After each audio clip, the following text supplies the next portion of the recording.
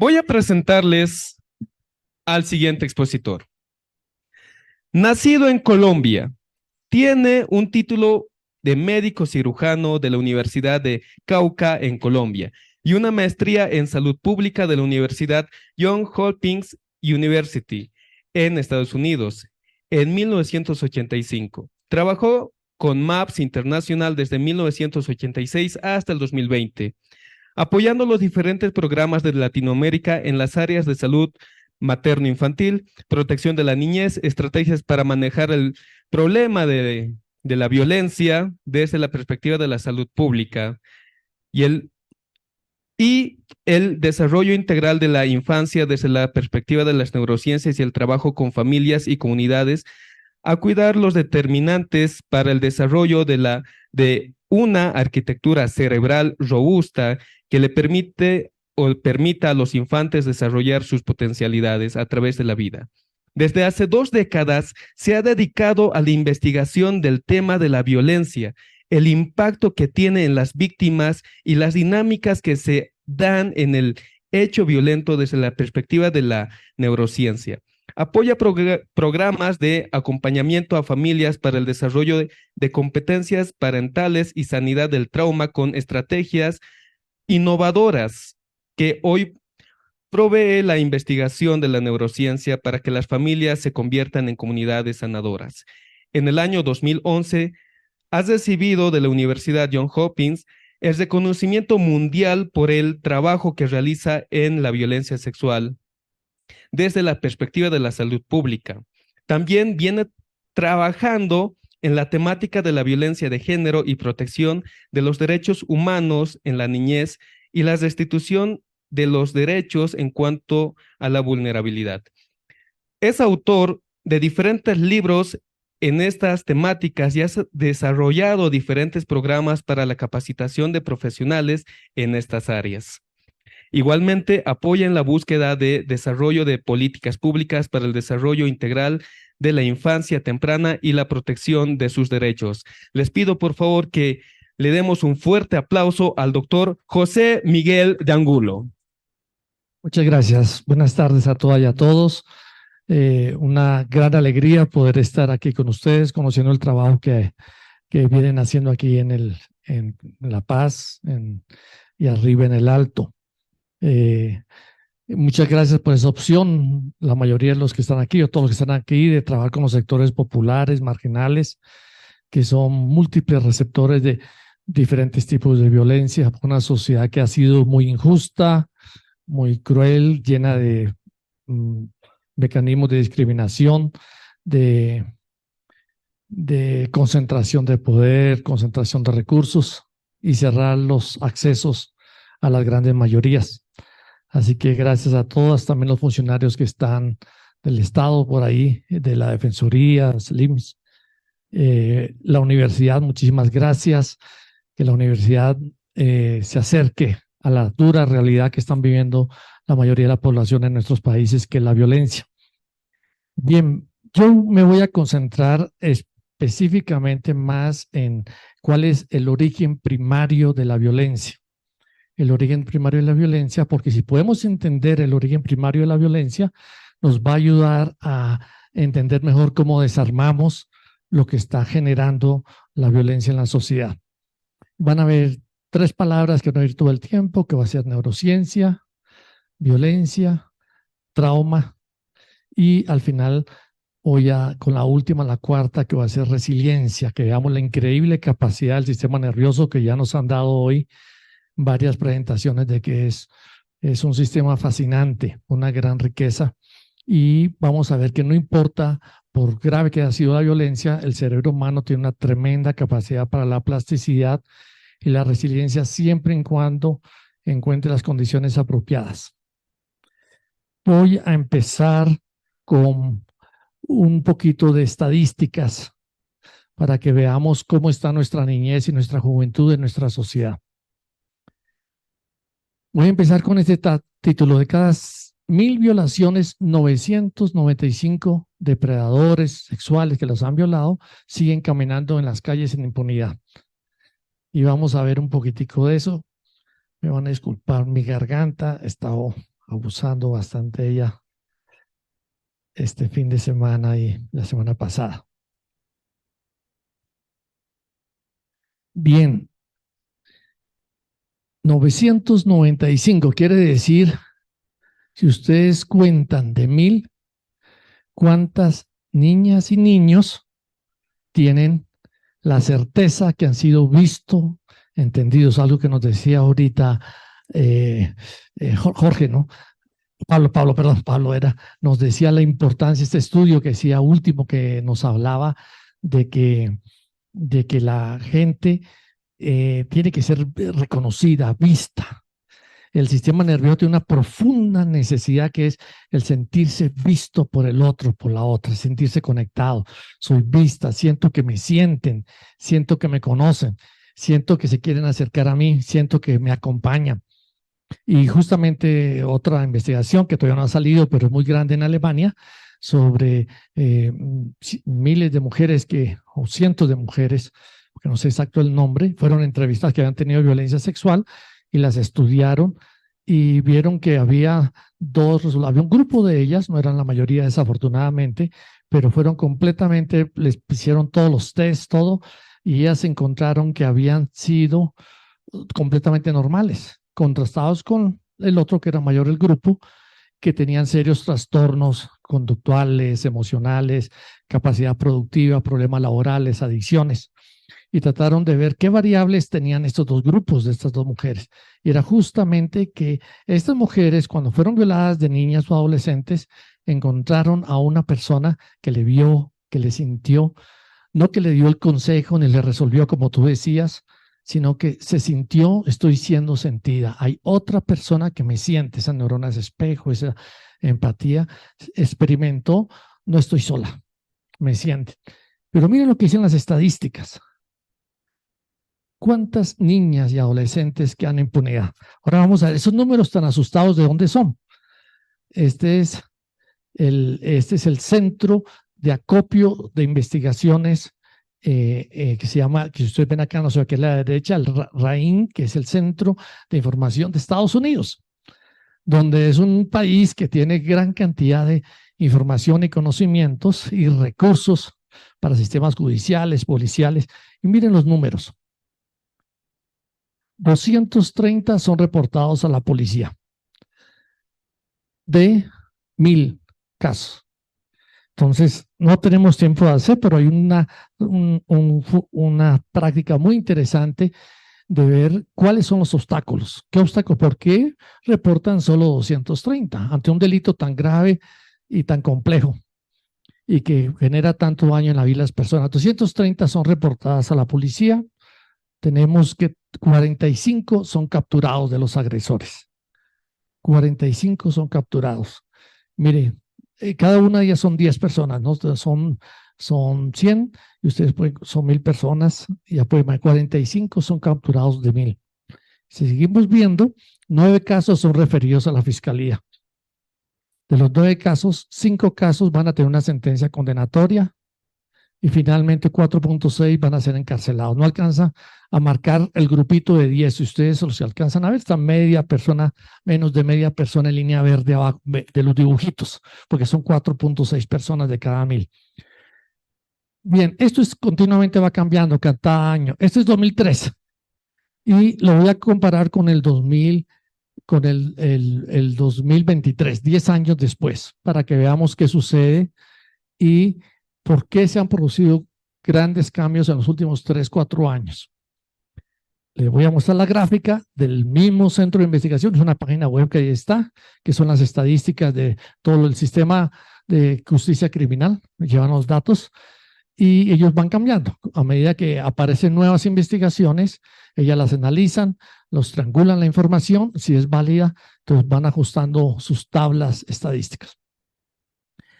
En el 2023, de 1000 violaciones, 975 depredadores. Se ve terrible, yo sé que, pero vamos a ver algunos análisis. No vamos a revisar los factores de riesgo, a qué se debe esto. Son 310 casos son reportados a la justicia. Estábamos aquí, sube hasta acá arriba. especialmente en los últimos 3 años, empezó a cambiar esto. ¿Por qué? Porque el sistema judicial de Estados Unidos, las fiscalías, saca una norma de una gran cantidad de investigaciones de neurociencia que se venían haciendo y han sido siendo ignoradas. Y ya sacan, diferentes estados fueron sacando normativas que jueces, fiscales, investigadores, policías tenían que conocer neurociencia, porque uno de los grandes factores de este gran desamparo en nuestras niñas y niños es justamente el desconocimiento de los operadores de justicia. 50 casos de los reportados son detenidos. 28 casos reciben sentencia. 25 casos ingresan a la cárcel.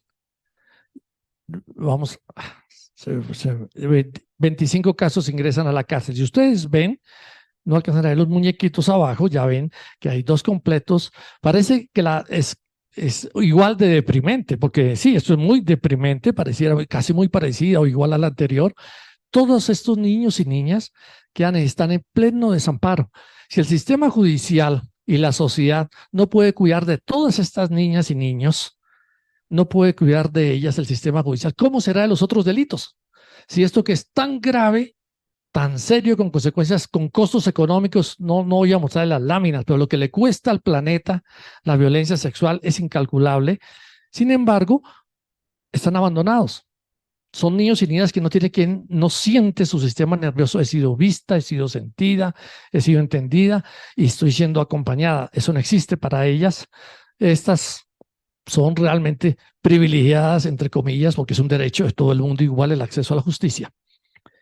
Bien, hay una cantidad de factores del sistema, del gobierno, del Estado, las políticas, normas y otra cantidad de factores que son de la sociedad y otros factores muy serios que son familiares, como la cultura del incesto, el patriarcado, el adultocentrismo. Pero vamos a ver un poquitico. La neurociencia ha transformado la comprensión de la victimología para dar acceso a la justicia a las niñas. Desde que empezaron a ser capacitados en neurociencia y lo que sucede en la víctima, el fenómeno violento, lo que sucede en el agresor y por qué existe esta violencia, empezó a subir toda la eficiencia en los diferentes sectores del Estado. Parecía igual los cuadros, pero si ustedes ven, subió el 500% en 10 años, el 500% en personas que han sido encarceladas. ¿Qué quiere decir? Que 500% de las niñas que antes veían que tenían acceso a la justicia, subió al 500% en 10 años. Y fue especialmente lo que sucedió en los últimos 3 años que disparó esto, que es el uso de capacitación en el área de neurociencia. Aquí está la realidad de una niña, una mujer que por delitos de violencia, o otros delitos también, pero si es mujer, ya saben que esto lo usamos bastante para mostrar la profunda asimetría de poder, el poder tan grande que tiene ante un proceso judicial un varón adulto en contraste con una niña o un adolescente que va. Y cómo hay una cantidad de imaginarios sociales relacionados con que este no puede ser, porque no existe un perfil de agresor sexual, eso no existe. En el siglo XX se creían, ya se sabe que no, cualquier profesional, cualquier persona, cualquier varón adulto o cualquier mujer, pero obviamente la gran mayoría son varones, 80 en algunos estudios 80 a 95 son varones, eso es al rango, y ellos, hay una cantidad de mitos que los protege durante todo el proceso judicial. Y en cambio la niña está profundamente vulnerable durante la investigación, la entrevista, todo. Paso les digo, solamente existen 2 personas que conocen lo que realmente sucede en los hechos, que son estas 2. Y desde luego él nunca va a decir, sí, discúlpenme, hice una mala decisión ese día y agredí a la niña. Entonces, siempre va a negar, va a culpar que su hija, la mayoría son por incesto, 80% en las diferentes investigaciones son situaciones de incesto. Y las otras o personas que son muy cercanas, como maestros muy cercanos a la familia o la niña, y los espacios religiosos, es donde se violan a las niñas. Los 3 sitios donde más deberían estar seguras es justamente donde son más vulnerables las niñas y los niños. Entonces, hay una cantidad de mitos que impide comprender lo que sucedió, las dinámicas que él usó, y solamente existe una persona con la historia, con los hechos, la versión de ella. Pero resulta que, vamos a ver el tema de la disociación, durante el evento traumático, el cerebro se disocia. se disocia, entonces la versión de ella ni siquiera ya la conoce, solo conoce pedazos del infierno que vivió y que otras cosas no están. No puede, ya no tiene su historia, no las puede traer a la corteza prefrontal, que es donde nos damos cuenta. Es el único sitio que nos damos cuenta de lo que pasa. Es extremadamente lenta y perezosa para que nos demos cuenta. El resto del cerebro es extremadamente veloz y suceden miles de otros fenómenos en el cerebro. Y el trauma, toda nuestra memoria están, especialmente las traumáticas, están profundamente impregnadas en el sistema nervioso, son imborrables, pero muchas de ellas son irrecordables. No las recordamos, no las podemos evocar, traer a la corteza prefrontal por el fenómeno de la disociación. Vamos a hablar de eso más adelante. Entonces, eso hace que la famosa entrevista forense era profundamente caótica, porque esta niña ni siquiera tenía la historia para ella, mucho menos se la podía entregar una fiscal o una psicóloga, una trabajadora social, porque había una permanente fuerza que ella ni siquiera la entiende dentro, que le impide a ella misma entrar en contacto con lo que ella vivió.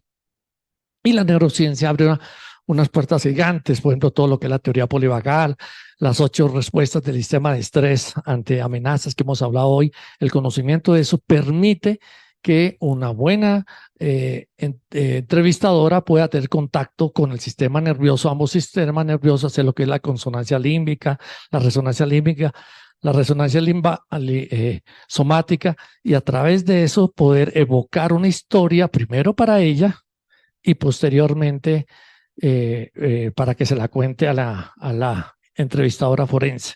Y eso es lo que permite, como es la única que conoce la historia, es la única que tiene una gran cantidad de información que ni ella no sabe, pero que es extremadamente valiosa para poder triangular información y probar el caso del delito, si se le hace una buena entrevista. Si no se sabe hacer entrevistas, el caso está perdido.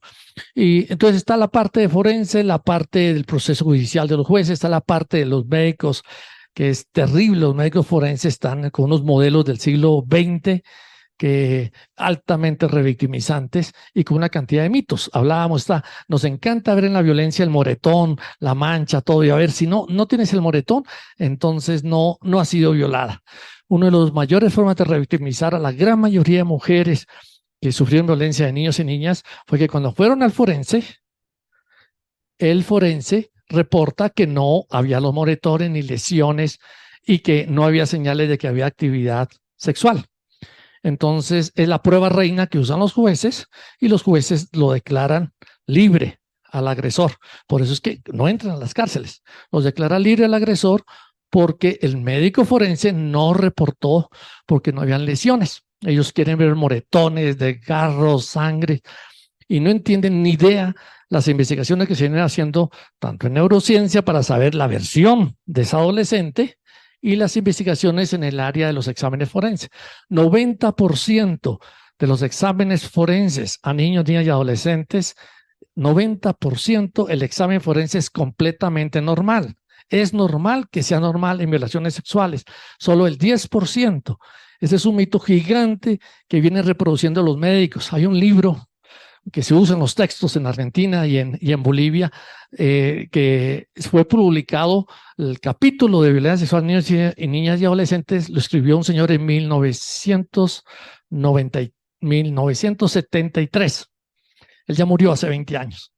Y este libro es reimpreso todos los años, porque es el que sube en los textos. Entonces estamos hablando de hace 30 años que desconoce totalmente que es normal que en el examen forense,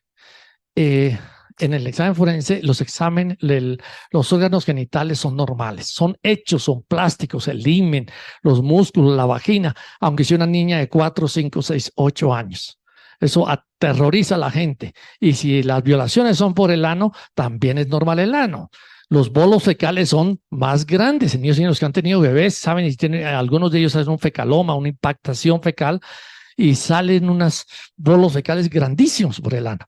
El ano, como la vagina, están hechos por tejidos altamente plásticos, resilientes. Si se desgarra, en 3, 4 días ya tiene resiliencia y se ha sanado las lesiones o las heridas. Bien, entonces todo esto es mito y esto ahorita está siendo totalmente cambiado. Justamente terminamos el Congreso Internacional que se hizo en Bolivia con médicos forenses, mostrándoles a los médicos forenses de acá de que es normal que el examen forense sea normal. Entonces mostraron casuísticas de miles de casos de instituciones, de universidades de Europa, de Estados Unidos, donde llega la niña agredida, le toman fotos a los genitales a las 6 horas, a las 12 horas, está en el hospital, hay un control de miles de casos de las investigaciones y se ve lo rápido que se reparan los tejidos perianales o perivaginales si ha habido lesiones, y en muchas no llega ninguna lesión. Y son niñas que están embarazadas. Ahí, por ejemplo, se hablaba de casos de estudios de mujeres adolescentes que lo examinan un grupo de médicos forenses y le ven el himen anular, que hablan que es una de las tantas mitos que usan. Y todos los médicos que le preguntan, ¿esta adolescente ha tenido relaciones sexuales? No, no ha tenido. Todos los médicos coincidieron que no había tenido relaciones sexuales. Y es un adolescente, o son adolescentes, porque son varios los casos que ya han tenido un bebé y están teniendo el segundo embarazo. Y sin embargo, el examen forense es completamente normal, como niña virgen, entre comillas. Bien, todo eso es para mostrarles que estamos llenos de mitos en la área forense, en el área de procesos judiciales, en el área de los médicos forenses. Y el área de la fiscalía, cómo recoger pruebas. Las pruebas que se usaban en el siglo pasado son completamente distintas a lo que se debe hacer hoy. Y las pruebas salen fundamentalmente de la historia de esta niña que está en el cerebro de ella, una cantidad de elementos del cuarto, las cobijas, los ruidos que escuchó, y entonces el cerebro puede ir por la periferia e ir recuperando cositas y acercando al hecho que está bien registrado, pero que no lo puede recordar, y eso va a permitir una gran cantidad de información que rápidamente los investigadores salen a todas estas cosas que son mencionadas por la niña, y se puede corroborar y armar toda la historia de que realmente ella ha sido agredida. Bien, y modificar los campos judiciales. Entonces, todo esto es para decirles que la neurociencia está permitiendo profundos cambios para comprender el delito violento y para hacer justicia y para acceso a la justicia. Y desde luego también en el área, la neurociencia ha transformado la comprensión de lo que es el trauma, su impacto en el sistema nervioso, la importancia de despatologizar a las personas y devolverle la autoagencia en su proceso de sanidad y resiliencia. Es una de las grandes contribuciones. Hasta el siglo XX se veían los problemas mentales, los problemas de salud. El DSM-5 era hacer diagnóstico de patologías y empezar a luchar contra eso. Pensar a quitarle eso, a removerle eso y reemplazárselo por otra cosa. Y vamos a ver cómo la neurociencia nos muestra que no, eso es parte profunda de nuestra historia. Está incrustado en nuestra historia y parte de nosotros, y que no podemos pelear contra el sistema nervioso. El sistema nervioso se ha desarrollado en millones de años y tiene una gran capacidad que, si está teniendo un mecanismo de afrontamiento, no es una patología, es un mecanismo de sobrevivencia que está teniendo esa persona. La tarea primaria del cerebro es adaptarse para sobrevivir, ayudarnos a sobrevivir cualquier situación que enfrentemos, y que eso implica muchas veces mecanismos de afrontamiento que para otras personas son locura, o son problemas mentales, o son problemas sociales. Entonces, todo el tema de terapia, de encuentro con la niña, todos los estudios que se han hecho sobre lo que es la cultura del incesto y los múltiples mitos que se mantienen en las culturas, donde es el supuesto derecho de que el varón adulto poderoso tiene derecho a decidir por los otros miembros de la familia. La mujer, los hijos, las hijas, decidir qué sienten, qué hacen, qué deciden, y en algunos casos cometen también la violación incestuosa, en otros no. Pero la cultura del incesto ha permeado todas nuestras culturas y ha sido muy bien estudiada también eso. Bien, el trauma por agresiones sexuales. Entonces, vamos a ver que hay muchos tipos de traumas, pero ahorita quiero referirme a dos traumas, que es el trauma de la agresión, y vamos a usar el tema de la agresión sexual porque nos va a ayudar a hacer, cuando comprendemos esto, nos queda más fácil ir aplicando a otros tipos de eventos que tienen las personas. Los eventos de agresiones sexuales en niños, niñas y adolescentes traen serias repercusiones a través de la vida, especialmente en sus procesos de aprendizaje, sus formas de relacionarse, vincularse, su vida familiar y, desde luego, posteriormente en la vida productiva, a través de su trabajo. Entonces, esto es lo que consideramos generalmente la gente considera más trauma. Trauma prestó el concepto de la escuela médica. La escuela médica, trauma es el impacto brusco de un acto que produce una lesión, una fuerza, como nos hablaba esta mañana la doctora Ninoska, una fuerza que viene y nos produce una lesión. Entonces se ve como un hecho, un acto cometido de fuerza contra otra persona. Pero también se habló del estrés tóxico, se ha hablado en varias las cosas y como el estrés tóxico puede ser otro tipo de fuerza, que es a pequeñas dosis que lo vamos a ver, como en el trauma interaccional cotidiano. Vamos a hablar del trauma, por ejemplo, de las niñas también que han sido víctimas de violencia. No sé si ustedes posiblemente recordarán esta historia de esta elefanta. ¿Por qué estará tan aburrida, derrotada, sin esperanza, sin ganas de moverse? Algunos habrán reconocido por qué. Está amarradita ahí, ¿no? Está amarrada. Y bueno, pero ese elefante tiene mucho más fuerza que esa estaca o ese lazo viejo con que le dan esa materia. Y la respuesta está en lo que está en el lado de acá. Los de acá no van a ver, pero acá van a ver un elefante muy pequeñito que está amarrado con una estaca. A ver si pronto lo voy a quitar, algunos podrán ver.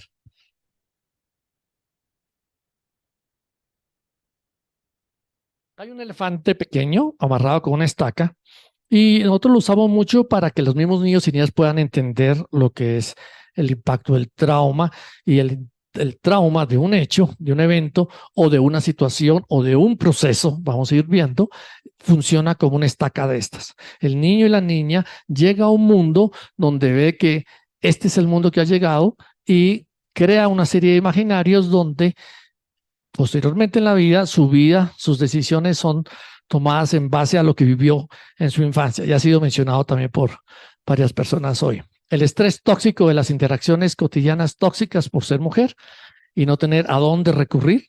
Es un ejemplo, ese estrés tóxico en que ella vive cotidianamente, va creciendo, se va dando cuenta, llegué a un mundo donde los varones pueden hacer lo que deseen conmigo, ellos tienen el poder, son los exitosos, los que salen adelante y finalmente viviendo lo que se llama la indefensión aprendida, como el sistema nervioso va produciendo procesos de aprendizaje para sobrevivir y sabe que uno de ellos es la indefensión aprendida. El hecho violento está altamente relacionado con el trauma y la neurociencia nos dice que no podemos comprender uno de estos conceptos sin comprender al otro. Entonces mi presentación hoy es, como es violencia, lo voy a ligar profundamente a lo que es el trauma, porque vamos a ver que el hecho violento impacta profundamente en las personas y genera lo que es el trauma. Pero vamos a ver que las personas que viven trauma, el impacto y una gran energía que ha recibido, a esa persona termina siendo violenta. Y vamos a ver todo, está ligado profundamente el trauma y la violencia, van juntas. No podemos trabajar solo con una si no comprendemos a la otra. Y no podemos proponer, esta persona es violenta y la otra es víctima. Vamos a ver que este concepto que es como, imagínense, como una varilla. Arriba está el victimario, el violento, el agresor, y abajo la que recibe la violencia, la víctima. Y que son dos mundos completamente separados. Vamos a ver que no, que es, si usted con esa varilla y la doblamos, los extremos se juntan. Ambos van a convivir con siendo víctimas y siendo victimarios. Y vamos a ver cómo las víctimas, como un niño que ha sido víctima toda la vida, maltratado, una mujer, cómo ella va a ser así violenta. Vamos a ver que sí, solo que utiliza diferentes formas de violencia, especialmente contra ella misma. Y vamos múltiples formas. Y cuando tiene chance, como nos decía, ahorita ya no recuerdo la presentación, que creo que era cuando una persona tiene una posición de poder, de autoridad, y el otro es vulnerable, ahí manifiesta el acto violento. Y bien, la neurociencia nos muestra la ruta para construir una cultura de paz a través de los procesos de sanidad y resiliencia hay un error, por el trauma que arrastran personas, familias y sociedades. Entonces, así como nos permite comprender el origen, cómo se genera el fenómeno violento, nos permite también cómo desarmar, desamblar lo que está generando esta espiral tóxica de violencia de generación tras generación. Y vamos a ver un poco rápido eso. No podemos manejar ni prevenir lo que no conocemos. Entonces, si no entendemos bien el fenómeno de la violencia, no lo vamos a poder prevenir. Y vamos a hacer muy buenas intenciones con personas adultas, con jóvenes en la escuela, en el colegio, y les vamos a trabajar mucho con la corteza prefrontal. Les vamos a decir, mire, vea lo feo que es la violencia, la asimetría de poder, mire, hay que crear nuevas opciones para resolver conflictos de forma no violenta y es mejor. La tercera opción, seguimos conviviendo juntos y encontramos mejores soluciones. Mucha teoría podemos dar, pero resulta que en el trauma se produce el fenómeno de disociación. La corteza no es asequible al trauma, la corteza prefrontal. El trauma queda impregnado en el cuerpo y en el área límbica, profundamente impregnado ahí. Y la corteza no tiene acceso. ¿Por qué? Porque la niña que está viviendo la violencia, la mujer que está viviendo la violencia, como un mecanismo protector de ese sistema nervioso ante algo que ella no comprende, mucho menos no va a saber qué hacer, el sistema nervioso le ayuda, la disocia. No solamente le disocia, sino que activa profundamente un sistema que se llama parasimpático, que llega a un momento inclusive le produce hormonas en el cerebro muy parecidas a la morfina, endorfinas en el cerebro, que es muy parecida a la morfina, que le alivia, le quita el dolor, la anestesia del dolor, la disocia, huye internamente ante un hecho que es incomprensible para ese sistema nervioso. Hasta ese momento no tenía nada parecido que pudiera reconocer, hacer comparaciones y ver qué alternativa yo tengo para responderme a este hecho violento. Entonces, disocia a la persona. Entonces, el trauma queda impregnado en el cuerpo y queda impregnado en el área límbica. Y es difícil tener acceso a través de la corteza de razonamiento porque esa experiencia, esa vivencia tenida está desconectada. Pero la neurociencia nos muestra un gran abanico ahora de lo que se llama la terapia somática, la terapia límbica, y que ahora lo están usando más con el tema de resonancia, como uno de los grandes beneficios, cómo las mismas personas pueden trabajar en su propia resonancia y armonización de su área límbica y su parte somática con el trauma. Bien, entonces les decía que no podemos prevenir lo que no conocemos. Desafortunadamente, los enfoques tradicionales para reducir violencia han tenido muy poco impacto y no han sido sostenibles los esfuerzos. Hoy la neurociencia nos permite comprender de forma radicalmente diferente qué es el fenómeno violento, desmontando grandes mitos que se arrastran por mucho tiempo. Por ejemplo, la violencia es innata en el ser humano y la naturaleza. Solo las especies más fuertes sobreviven. Sí, eso en el siglo XX, porque hacían estos estudios personas violentas y leían la naturaleza y los animales desde la perspectiva de la violencia y se veía que el más fuerte es el que gobierna o el que manda. Hoy ya se sabe que no, las investigaciones son las especies que sobreviven, son las que no viven en base al más fuerte, sino las que aprenden a trabajar en equipo, armonizadas. Los grupos humanos, los que son solidarios, los que se apoyan, igualmente los otros mamíferos, los pájaros. En la medida que puedas tener tus alianzas, aunque sea con tu pareja o con un grupo, esos son los que sobreviven. Entonces hay una cantidad de mitos que hay que ir desmontando. La violencia es el uso de la fuerza para causar daño a otra persona, ignorando la causa detrás del uso de la fuerza, como las causas para el fenómeno de la objetivización y negación del otro. Lo que hablamos esta mañana, el origen de la palabra violencia, un hecho violento que es una fuerza que es llevada contra otra persona. Entonces entendía así la violencia, pero eso no comenzó así, había algo antes de eso.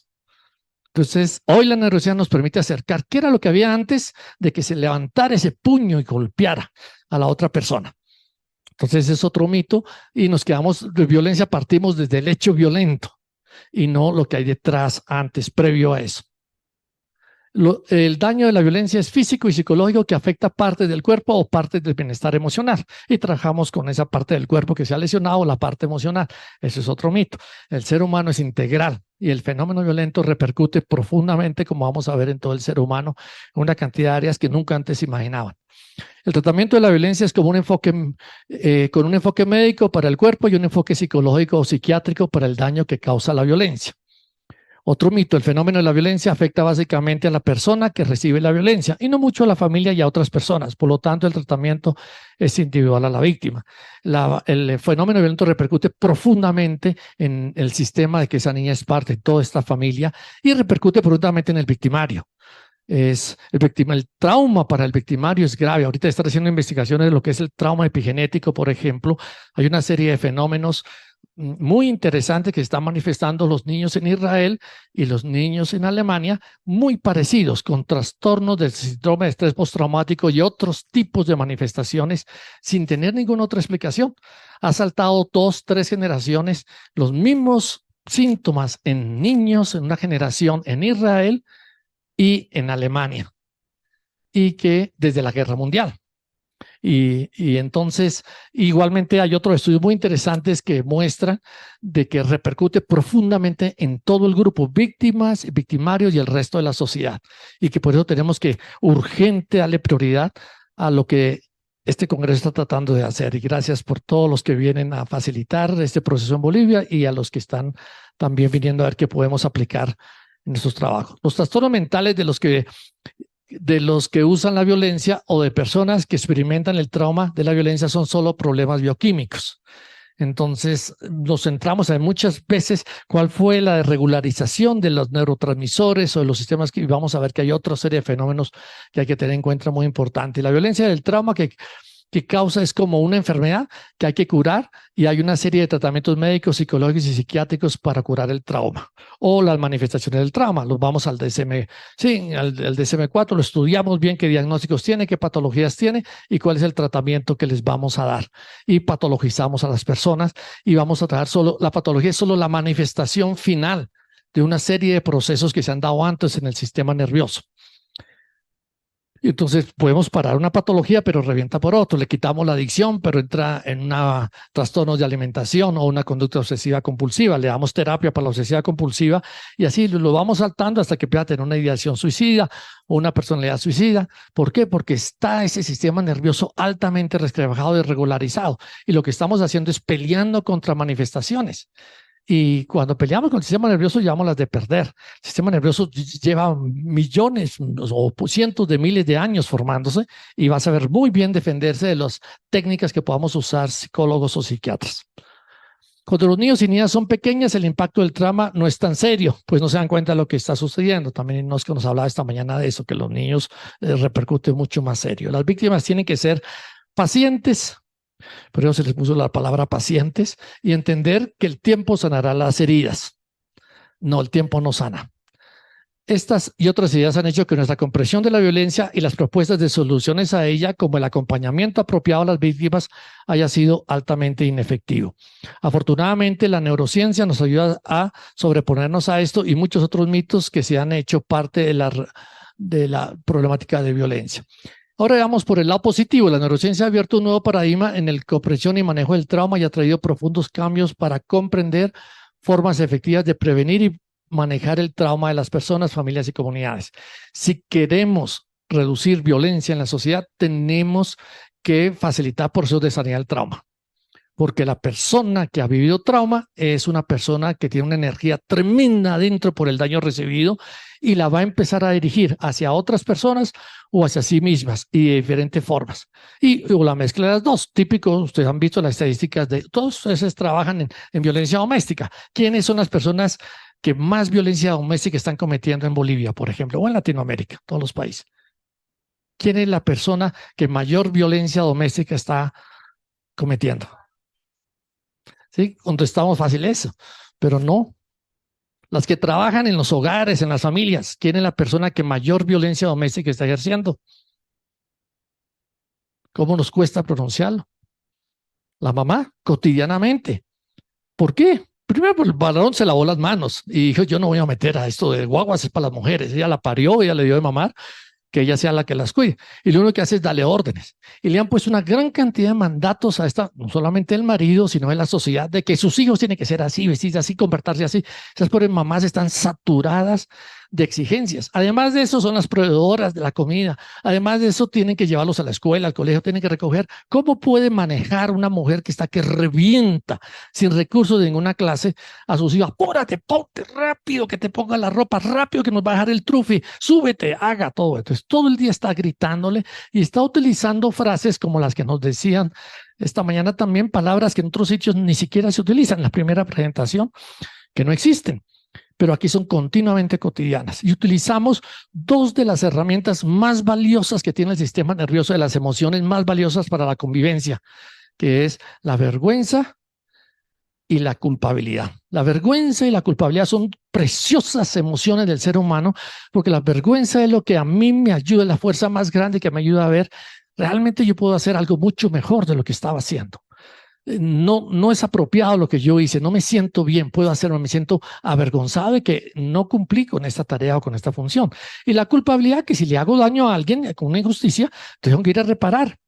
Sin embargo, esa es una sana vergüenza y sana culpabilidad, pero por generaciones venimos utilizando prácticas parentales que utilizan muchas emociones como estas a un niño para forzarlo a que se mueva rápido y haga cosas. Y el impacto es gravísimo. Cuando un niño siente que su mami lo culpa de algo, lo avergüenza de algo, la repercusión es para toda la vida. Y por eso sigue de generación en generación.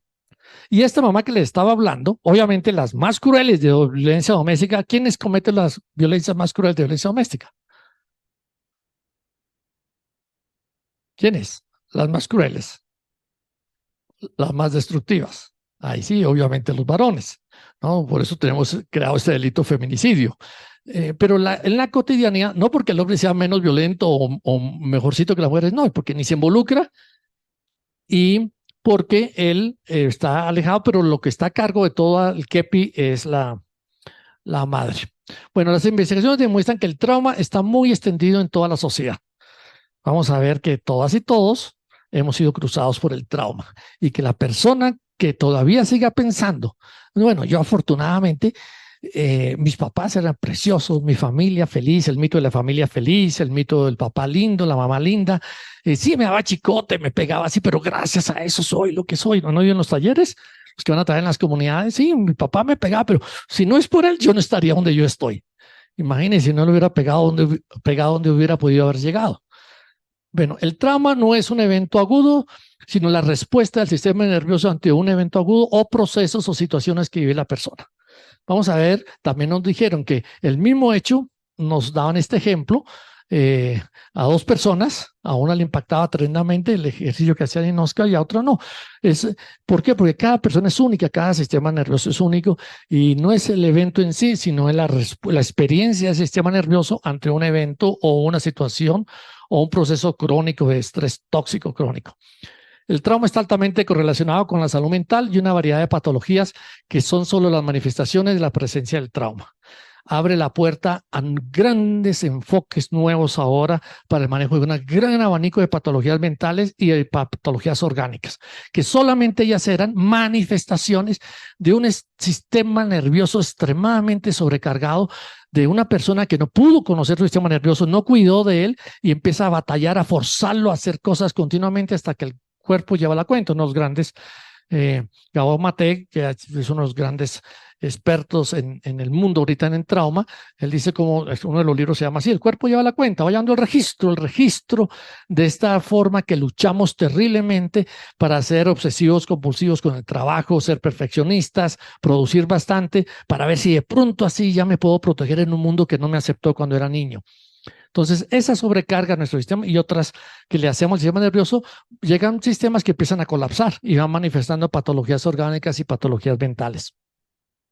El trauma está altamente correlacionado con la salud física y una variedad de patologías que son solo manifestación del trauma. Entonces, tanto la patología mental como la salud física está altamente relacionado con el evento violento sufrido por las personas. Por eso esto es un tema de salud pública urgentísimo.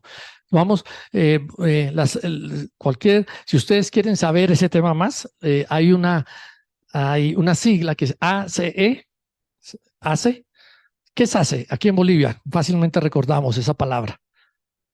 El jabón ACE, ¿no? Entonces, ACE, jabón ACE, solamente que si usted lo pone en el Google, no ponga solo ACE porque le va a salir el jabón ACE y muchas otras cosas ACE. Hay la acreditación, por ejemplo, de educación superior es igualito, ACE la sigla en el mundo para dar acreditaciones. Entonces, póngale ACE y al ladito otra palabra que es estudio, pero se la pone en inglés, que termina en Y, study. Y usted le escribe eso y verá que le filtra toda esa basura y le va a producir cientos de artículos que las hace, que quiere decir Adverse Child Experiences, que las experiencias adversas en la niñez producen las patologías, el cáncer de mama, la artritis, los problemas cardiorrespiratorios, el asma. Y ustedes van a encontrar cientos, literalmente, de estudios de la vinculación de patologías específicas, no de gurús o gente rara, no, de grandes universidades en Europa, en Estados Unidos, Canadá, en Australia, donde ligan las patologías orgánicas con hechos que sucedieron décadas atrás cuando éramos niños y niñas. Entonces, ustedes fácilmente pueden corroborar eso. Suena extraño, medio brujería, pero esa es la realidad. La trauma es un problema de salud pública muy costoso. Ya hemos hablado de eso. La prevención y el manejo del trauma requieren formas radicalmente diferentes utilizadas en el siglo XX. porque antes no teníamos los métodos no invasivos de estudiar el cerebro. Han visto una cantidad de láminas lindas que nos presentan, que es fruto de los últimos 10, 15 años. Antes no había tecnologías para ingresar y solamente era, o lo único que teníamos era el electroencefalograma, que era unas onditas que habíamos como de radio, cuando usted, esos radios antiguos que no podía uno coger la emisora, eso era lo que se captaba con el electroencefalograma. Ahora no, ahora ya se puede conocer áreas muy específicas, como hemos visto en el cerebro, y funciones que suceden en el cerebro solo con ver una imagen, qué está sucediendo en el cerebro, peor cuando activan eventos episódicos de su historia. Hay muchos horizontes esperanzadores en la sanidad del trauma cuando despatologizamos al trauma y usamos su energía para generar un profundo proceso de transformación de la persona, las familias y la sociedad. En lo que nos hizo tanto daño está precisamente la energía de eso, la solución para transformar nuestro propio proyecto de vida, nuestra familia y la sociedad. Personal e instituciones desinformadas del trauma pueden convertirse fácilmente en generadoras de estrés tóxico mental para muchos usuarios del servicio y muchas pueden hacer más complejo su trauma o retraumatizarse. Además, el personal puede experimentar indirectamente el trauma del usuario del servicio, desarrollando fatiga, agotamiento y traumas vicarios, que es lo que tenemos las ONG, las fundaciones. Muchas veces las escuelas y los maestros están haciendo todo el día es contención. Hay una cantidad de niños y niñas con gran cantidad de sufrimiento interior que están utilizando máscaras con sus conductas de trastornos de atención, su hiperactividad, sus peleas con las otras. Son gritos desesperados de un sistema nervioso. ¿Habrá algún adulto aquí que pueda entender el drama que estoy viviendo por dentro? Entonces, si nosotros no nos volvemos sensibles, informados al trauma y con capacidad de respuesta al trauma, de poder identificar mis propias reacciones del trauma o de mi compañera de trabajo, del colega, y poder entender que son manifestaciones de un sistema nervioso que está de múltiples formas gritando que le prestemos atención por los eventos adversos que ellos han vivido. Y con mayor razón si trabajamos con niños y niñas. Cada individuo y familia tiene un gran potencial para activar su propia capacidad de sanidad sobre el trauma y reinventar su proyecto de vida. Antes no se sabía eso. Antes solamente cuando se choca el carro, ¿a dónde lo llevamos? Cuando hay un accidente con el carro, ¿a dónde lo llevamos para que nos lo arreglen? Al chapero, el modelo del chapero, ¿no? Niña, aquí me violaron a la niña, lo llevo a esta institución para que me la arregle. Mi niño tiene trastornos de atención, voy a buscar un gabinete para llevarlo y lo arregle. Eso fue el siglo XX. Ahora la neurociencia abre una cantidad de recursos, especialmente para los sectores populares, que nunca van a tener chance de ver un psicólogo. ¿Cuánto vale una consulta de una psicóloga ahorita? 150, 200 bolivianos, ¿cuánto está costando? Imagínense, una señora que lava ropa. La gran cantidad de los barrios donde ustedes trabajan, ¿cuántas consultas podría ella pagar? 3 o 4 consultas de psicología para ella o para su hijo. Y empieza el psicólogo a trabajar y ve que cada familia y cada persona somos una caja de Pandora. Y ahora, ¿por dónde comienzo? Bien, la neurociencia nos permite herramientas que cada niño y niña puede aprender desde temprana edad, para que aprenda a conectarse con su sistema nervioso, monitorizar el sistema nervioso y cuidar su sistema nervioso, y en muchos casos saber pedir ayuda cuando necesita. Las instituciones informadas sobre el trauma, escuelas, colegios, ONGs, fundaciones, la fiscalía, por ejemplo, hablamos bastante del tema de la fiscalía, los jueces, el sistema judicial, sistema educativo, sistema de salud, servicio de urgencias. Las instituciones informadas sobre el trauma y con capacidad de respuesta ofrecen oportunidades para mejorar las experiencias de los usuarios del servicio. Vamos a ver muchas cosas que vienen quejándose o desregularizados y todo. No tenemos idea, pensamos, nos concentramos en la manifestación de lo que está pasando en el momento y no podemos rápidamente conectarnos con ese sistema nervioso que está sufriendo. Mejorar los entornos de trabajo para el personal, aumentar la satisfacción laboral y reducir los niveles de estrés al mejorar las relaciones entre el personal y los usuarios del servicio con una mayor comprensión, respeto y confianza. Entonces, este es lo que cupo en la lámina. Las otras salieron de otros beneficios que nos da la neurociencia. El hecho violento está altamente relacionado con el trauma y la neurociencia nos dice que no podemos comprender o solucionar uno de los dos si no solucionamos el otro. Bien, entonces una buena definición, hay bastantes definiciones de trauma, pero una buena definición que se ha ido consensuando por bastante tiempo y mejorando, especialmente por las instituciones que están dedicadas al trauma, más o menos es esta. El trauma se da cuando la persona experimenta una intensa pérdida de su sentido de existencia. Es la experiencia de esa niña, de ese niño, de que yo no voy a existir. la angustia de la posibilidad de la no existencia. Pierdo mi dignidad, pérdida del control, no tengo ningún control sobre lo que estoy haciendo, al encontrarse en una relación asimétrica de poder, por quien usa ese poder para avasallar, someter, objetivizar a la víctima vulnerable. Es la negación del otro como el ser humano o sujeto de derechos. ¿Qué puede utilizar? Fuerza física, puede utilizar intimidación o puede engaño, manipulaciones de múltiples formas. Eso produce la angustia. Cuando una persona se siente, está en riesgo mi existencia, o que ve, es testigo de la violencia de su mamá, que el papá le está pegando y sabe, yo no puedo vivir sin mi mami es la que me cuida, me baña, me viste, me arregla, me lleva a la guardería. El ser testigo de esta violencia, de una posible muerte de su madre, el sistema nervioso dice, esto es horrible. Y experimenta el trauma, aunque no haya habido la violencia contra ella. O cuando esta mamá está totalmente horrorizada, gritándole, humillándole, ya te he dicho, te voy a dejar botado un día en la cancha, te voy a llevar porque no arreglaste tu cuarto, y le está diciendo una cantidad de cosas que aterrorizan al niño, y el papá está ya con su celular tranquilo, está teniendo un doble trauma tremendo. La mamá la está degradando, le está humillando, le está invalidando, no sirves, me avergüenza, me hace dar toda esta rabia. Y fuera de eso, por el otro lado, que otro testigo que debería inmediatamente intervenir, no puede ser pasivo, está allá con un televisor o con un celular. Entonces también ha sido abandonado por el papá. Entonces se produce una contracción terrible ese sistema nervioso. En las 8 respuestas, cuando hay una amenaza, ante una situación de amenaza, que antes se decía que era pelear, escapar o paralizarse, no, son 8. La primera es el grito de apego. El sistema simpático se activa primero, grito de apego, después ya escapar, no puedo escapar, voy a tratar de pelear, después viene una parálisis tónica porque viene el parasimpático cuando el simpático no puede, después viene lo que se llama aplacar y apaciguar, que es la estrategia más sofisticada de la especie humana ante un hecho violento, después viene el sometimiento incondicional, desmayo y la muerte fingida, que literalmente la persona para de respirar, para de tener el corazón casi no se siente latir ni nada. Todo esto manejado por el parasimpático. Bueno, el primero es el grito de apego. La primera respuesta del sistema nervioso es ese bebé que voltea rápido a ver los ojitos de la mami, o el grito le estira a la mamá la mano. ¿Y por qué? Porque el sistema nervioso está hecho que cuando tú entres en estrés, se activa el sistema de estrés ante peligro y amenazas, trates tú inmediatamente de buscar tu apego. Porque, y usted lo hace todavía, si ven el Trufi y se le fueron los frenos bajando aquí en La Paz, se le van los frenos, usted manda la mano y le agarra la mano al del lado, aunque nunca lo había visto. O si va a la película con sus amigas y le clava las uñas, si la película muestra algo terrible. ¿Por qué? Porque hay una profunda necesidad. La primera respuesta al tema apego es el grito de apego ante una amenaza. Entonces, cuando estos niños y niñas viven esta violencia doméstica, entran en una angustia terrible. Siente todo el sistema de estrés, corre al vínculo de apego.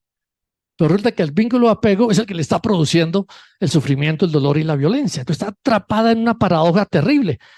Si me alejo para tratar de escapar a la violencia, me estoy alejando del vínculo primario que tiene. Entonces, pero si voy a correr a ella, ella es la que me produce esto. Crecer en estos entornos tiene un impacto gigante, o tuvo ya un impacto gigante en cada una de nosotras que estamos aquí, especialmente cuando hay ese testigo pasivo que nadie se mete. Es el asunto del papá con el hijo, la mamá no se mete, o la mamá con la hija, yo no me meto. Y esa sensación de que no soy vista, no soy sentida, no tienen capacidad de ver que estoy sufriendo terriblemente, que me siento que me voy a morir, que voy a dejar de existir, y no hacen nada. Ni la que me está haciendo violencia, ni el otro que está allá al lado. Bien, el trauma se da cuando la persona experimenta que se ha resquebrajado la creencia central que la persona tenía sobre lo que era su vida o su existencia. Es mucho más intenso si en esa experiencia se encuentra en un estado de indefensión y abandono sin poder contar de alguna forma con el apoyo o protección de otros seres humanos. Estamos hechos para cuidarnos mutuamente. Y cuando no tenemos posibilidad de eso, el trauma es grande. Sistemas familiares, instituciones sociales y políticas que reproducen grandes asimetrías de poder en relaciones de dominancia, subordinación, tienen un gran potencial para generar trauma en los más vulnerables y así continuar reproduciendo fenómenos violentos y construir una sociedad insensible y sin empatía. Y esta es la sociedad que hemos creado.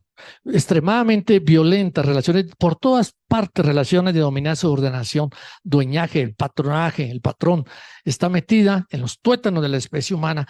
¿Por qué? ¿Aparecieron estos sistemas solos? No. han sido construidos ¿por quiénes? Por los seres humanos. Todos los seres humanos que han vivido trauma y usan el poder para poder protegerse y van creando estructuras altamente disfuncionales reproductoras de los sistemas generadores de trauma, de violencia. El trauma desregulariza altamente al sistema nervioso. Entonces, la mejor definición del trauma es, ¿qué es el trauma? El trauma es la desregulación del sistema nervioso. Y vamos a ver que esa desregulación del sistema nervioso repercute en todos los otros sistemas, el sistema metabólico, el sistema de apego. Antiguamente solo usamos los sistemas que eran fáciles de detectar físicamente, ¿no? El sistema muscular, el sistema digestivo, el sistema cardiovascular. Y ahora hay otro sistema, el sistema inmunológico que es más complejo, el sistema de apegos, los que nos producen las vinculaciones, el sistema de estrés que estaba hablando. El trauma regulariza altamente al sistema nervioso y esto lleva fácilmente a que la persona se desregularice en la forma de relacionarse con otras personas, consigo mismo también, y manifestar emociones y conductas extremas contra otras personas y contra sí misma. Esa energía del trauma está entrampada dentro de nosotros. Si no encontramos cada una de nosotras y nosotros los mecanismos para poder usar, no liberarnos esa energía y soltar, no usar esa energía para reinventarnos, para poder despertar del daño que hemos recibido a través de la historia. Bien, vean este dibujo, no le damos ahorita nada. El dibujo, observen este dibujo.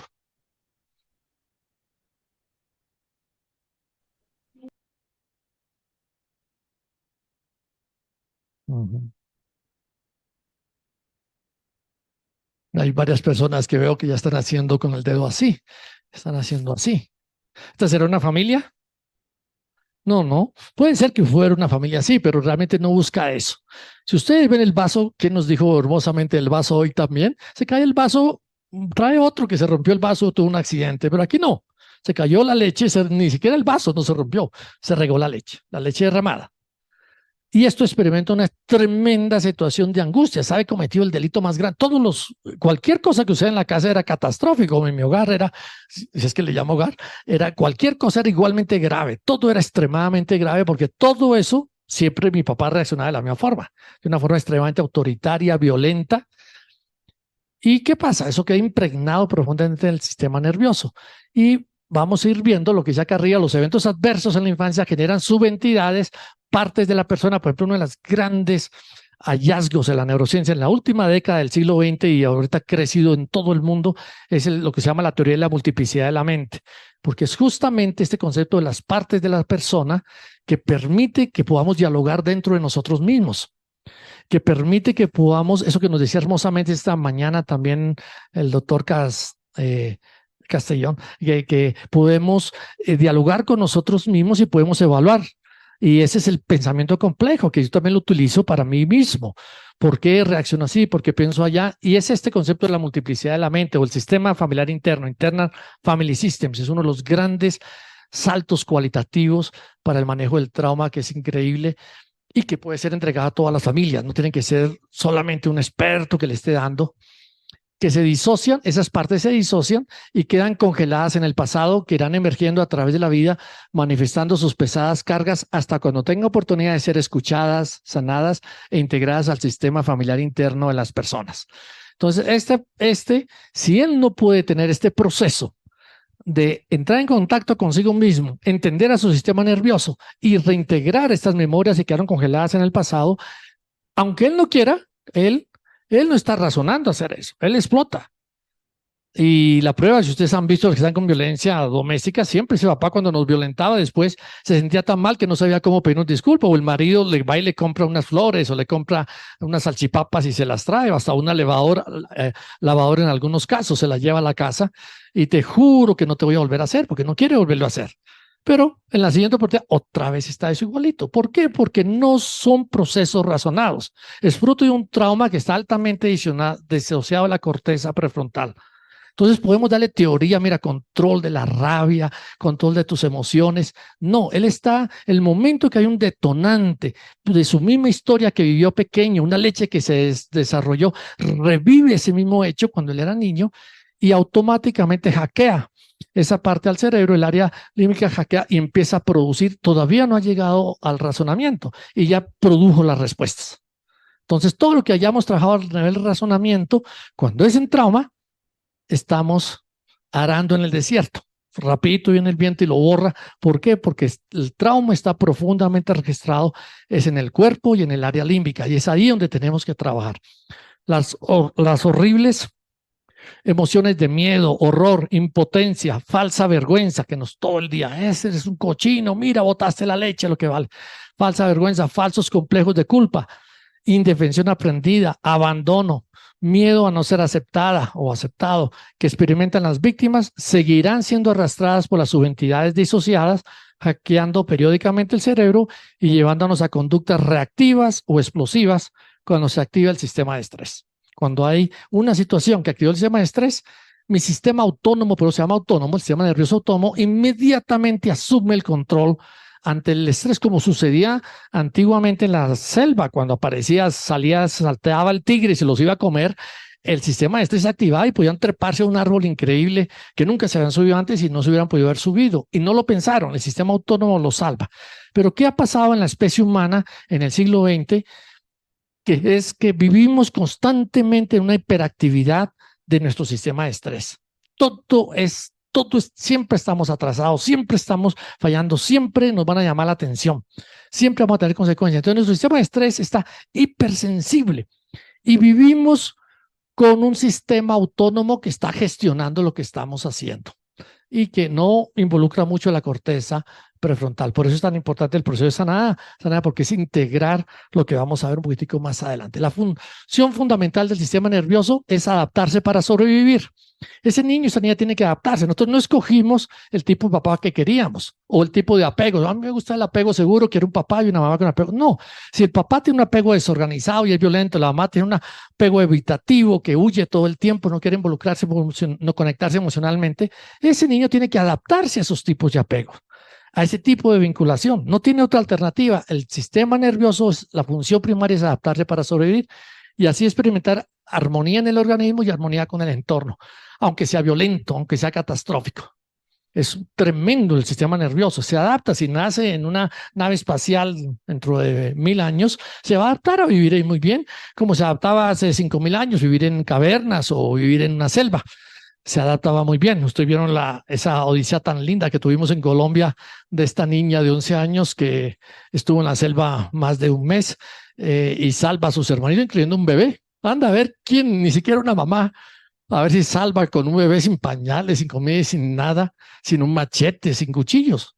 Pero estos niños que rompen eso para otro taller, pero todos estos mitos que siguen viendo a los niños y niñas como frágiles, que son destrozados por el trauma, que no son capaces de hacer nada, que no pueden pensar, no, son tremendamente más recursivos y creativos que nosotros los adultos. Bien, este proceso de adaptación lo hace a través de dos tareas. ¿Cómo se adapta el sistema nervioso para sobrevivir? ¿Y qué hace? Él está continuamente escaneando el sistema nervioso, nuestro organismo y el entorno. Ustedes me están escaneando a mí, están escaneando los músculos de ustedes, el cansancio de todo el trabajo de hoy, y está escaneando eso. Y lo hace a través de dos grandes parabólicas o dos escáneres poderosos. Uno es señales de peligro y señales de seguridad. Esa es la tarea. Para poderse adaptar y sobrevivir, la tarea fundamental lo hace especialmente este sistema, el sistema de escanear el organismo, a ver si algo aparece mal dentro mío, en algún sistema, en algún órgano, en algún tejido, o si algo aparece mal y empieza a tomar rápidamente acciones. Entonces, lo usamos, esto es material que se trabaja con los niños en las escuelas y colegios, que ellos aprendan a identificar señales de peligro, cómo identifica su cuerpo señales de peligro y también lo que son señales de seguridad. Entonces, cuando el organismo identifica señales de peligro, activa su sistema de defensa y de protección, que es prioridad, porque si no se protege, gracias. Si no se protege, ese niño puede morir. Las señales de seguridad es cuando voy a buscar vínculos, relaciones, alimentación, dormir. Los aprendizajes significativos se producen aquí. Aquí no, son los aprendizajes rígidos en el trauma. y se registran en el área, en el hipocampo, muy cercana a la amígdala, muy cerquita, todo lo que aprendemos en trauma, mientras que en la parte posterior, que es un caballito de mar que tenemos aquí metido, por eso se llama hipocampo, en la parte posterior están todos los aprendizajes significativos que son adaptables, se aplican, se combinan, son dinámicos. Aquí no, los aprendizajes son rígidos, son solamente ante ese hecho violento y solo sirve para esa clase de hechos violentos. Entonces, cuando estamos ante peligros, nosotros estamos, todo el sistema se concentra en sobrevivir. Mientras que si no hay señales de peligro, entramos a la convivencia y se producen por lo menos 3 grandes estudiamos, que es la parte de aprendizajes significativos, la parte de desactivación del sistema de apegos, que nos permite vinculación y crear apegos seguros, y la parte de que es la proceso de detoxificación del organismo y autorregenerativos. Entonces, en el trauma es fundamental lo que son las terapias relacionales. Nos trauman en familia, nos sanamos en familia, nos trauman en comunidad, sanamos en comunidad, siempre y cuando no sean las mismas familias que nos traumaron, misma comunidad, porque es en estos espacios donde se produce gran cantidad de resiliencia. Bien, se considera que todas las personas somos afectadas al menos por uno o más de esos tipos de trauma. Trauma de eventos agudos, ya hemos hablado, ¿no? La muerte de la madre, o que viajó a Brasil para mandar la plata, el niño no quería la plata, quería la mami. O que viajó a España para poder mandar el dinero porque el otro no podía conseguir trabajo, etcétera. Hay otro trauma grave que está muy bien estudiado, que son el trauma por carencias. Un sistema nervioso, por ejemplo, que una mami cuida mucho, quiere mucho a su hijo y todo, pero tiene apegos evitativos y no puede hacer conexión con la emoción, no puede experimentar empatía porque ella tampoco la vivió de niña. Entonces, esta carencia del apego seguro, de inmediatamente no recibir una respuesta inmediata a este llanto desesperado que tiene, esto le produce una y otra vez, día tras día, le produce una carencia grave de apegos seguros. Igualmente la nutrición, está el trauma por carencias nutricionales o comida chatarra que repercute, porque el sistema nervioso necesita ciertos tipos de aminoácidos, ¿no? La leche materna es el néctar para el sistema nervioso, para el cerebro, pero si a ese niño le dan leche de otra especie, de jirafa, de vaca, de oveja, ese cerebro no tenía esa necesidad de esos aminoácidos. Muy bueno para la vaca, pero no para este cerebro. Entonces, es una carencia gravísima la carencia de la leche materna. ¿Por qué? Porque es un néctar especial para el sistema nervioso. De paso, alimenta los otros tejidos, pero el propósito fundamental de la leche materna es el sistema nervioso. Los traumas por factores epigenéticos. Epigenéticos, no vamos a demorar mucho en eso, pero son fenómenos traumáticos que tiene un individuo de generación previa o una colectividad, por ejemplo, la conquista y todo esto. Se produce un fenómeno que se llama metilación en el ADN de los núcleos y esos ciertos genes se silencian y otros se amplifican. Una mamá que se vio traumas de violencia, de agresiones físicas, sexuales o la abuela, eso hizo que se apagaran ciertos genes. Cuando mi abuela estaba con mi mamá en su barriga, a la 5ª semana, mi mamá ya había formado el óvulo mío, que me formó a mí. O sea, yo estaba dentro del vientre de mi abuela a través de ese óvulo. Entonces, transferimos tremendamente fenómenos traumáticos. Ya nos decía también la Ninoska que si el bebé siente mucho, el papá, la mamá, todo eso, bueno, a la abuela también y las generaciones previas, porque resulta que esa abuela había estado, son 3 generaciones juntas que se encuentran en el mismo momento. Mi mamá apenas tenía 5 semanitas de existencia dentro del vientre de mi abuela y las primeritas células que se forman ya listas son las células germinales que van a producir los espermatozoides y los óvulos. Sí. El trauma vicario que se va produciendo es otro tipo de trauma, que son los que trabajamos con personas con trauma o en los servicios de bomberos, servicios de urgencias. Trauma transgeneracional, que puede ser por prácticas culturales, los estereotipos tóxicos de género, los mandatos que se imponen en la familia, todo eso se adquiere especialmente en los 1000 primeros días. El trauma interaccional, cotidiano por personas que interacciones tóxicas y crónicamente generando sensaciones de indefensión, completa impotencia, no hay dónde escapar, especialmente si haces un trabajo que sabes que no puedes conseguir otro y que tienes que aguantarte esas condiciones. Eso va produciendo lesiones similares al trauma de eventos agudos, al trauma por carencia, al trauma epigenéticos. Hay otro y hay otros que no vamos a mencionar ahorita. Hoy se plantea que todas y todos hemos cruzado una o varias veces eventos o situaciones que tuvieron en nuestro cerebro el impacto del trauma. Por eso el tema del trauma, todas las familias y las instituciones tenemos que ser sensibles al trauma y con capacidad de respuesta al trauma. El impacto fundamental del trauma que tiene en la persona es la desregularización del sistema nervioso. La desregularización del sistema nervioso se manifiesta por una disociación, separación, fractura o ruptura de la conexión de aspectos muy importantes en la persona.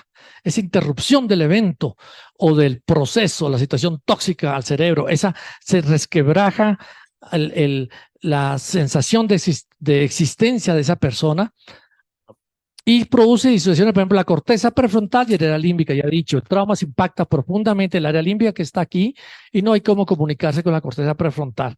Y por eso después siempre dice, qué barba, otra vez volví a meter las patas, le volví a decir la misma palabra a mi esposa o a mi hijo o a mi esposo.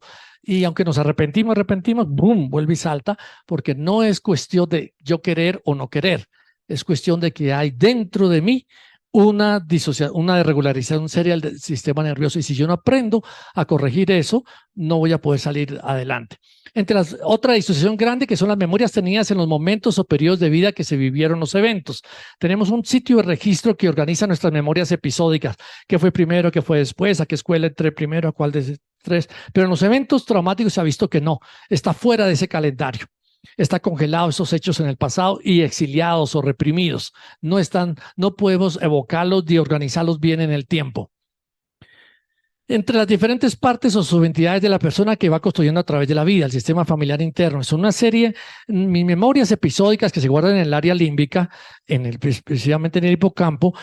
Hay un José Miguel que era de 6 meses, uno que era de 12 meses, otro de 3 añitos. Es distinto al José Miguel que entró a la escuela, diferente al José Miguel que estaba en el colegio, diferente al José Miguel que enamoraba con una chica, o diferente con el que se casó con Estela. Son diferentes José Migueles, pero que se van integrando y me van creando una narrativa coherente que yo puedo navegar.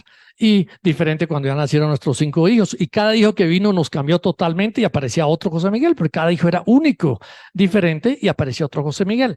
Después se fueron los hijos y tenemos que organizar nuestro proyecto de pareja, otro José Miguel. Y eso crea lo que se llama el sistema familiar interno. Cuando estas subentidades experimentan un evento adverso traumático, son disociadas. Ya les decía, el sistema nervioso no sabe cómo manejar esto, y lo que hace es disocia la corteza y la disocia la memoria y crea otras subentidades que se llaman protectoras, que son las que producen conductas altamente disciplinadas, las protectoras administradoras, que voy a estudiar bastante, voy a ser el mejor del curso, voy a trabajar todo el día, voy a producir bastante, como una forma de distraerme a mí y prevenir que se me activen estas subentidades que quiero dejar atrás ignorándolas. Si ellas son inefectivas, aparecen las otras subentidades protectoras que se llaman las apagafuegos, que son bomberos, que cuando estas preventivas no funcionan, estas son reactivas.